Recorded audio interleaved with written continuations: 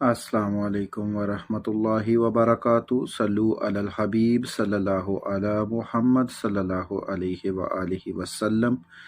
آپ سب لوگ اپائنٹمنٹ کی وجہ سے پریشان ہیں، ابھی تک تو ویب سائٹ کے اوپن ہونے کے چانس بھی نظر نہیں آ رہے، اور یقیناً یہ اپائنٹمنٹ کل ہو سکتا ہے کھل جائے، کیونکہ اپائنٹمنٹس کی اب پہلے تو اپائنٹمنٹ شو ہو رہی تھی جو وزٹ ویزا تھے یا فیملیز اٹیسٹیشن کی تھی، اب وہ بھی شو ہونا بند ہو گئی ہے اور وہاں بھی ایرر آ رہا ہے۔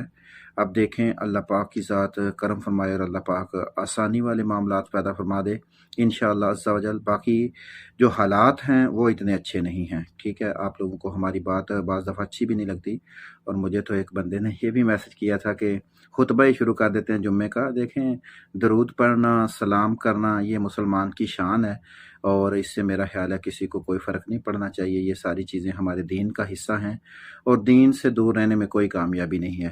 اصل کامیابی یہی ہے کہ دین میں آپ رہیں اور ساتھ میں دنیا کو بھی ساتھ لے کے چلیں، تو انشاءاللہ عز و جل اللہ تعالیٰ کرم فرمائے گا، اللہ آسانی والے معاملات رکھے گا۔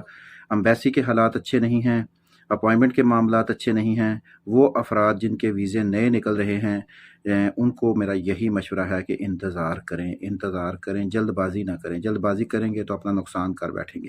حالات بہت ٹف ہیں، اور اب گریس کی جو انٹرویو کی پوزیشن ہے اور جو انویسٹیگیشن امبیسی کرتی ہے، ہر وہ بندہ جس کا ویزا گیا ہوا ہے وہ سخت ہوئی ہے، حالات کافی ٹائٹ ہیں۔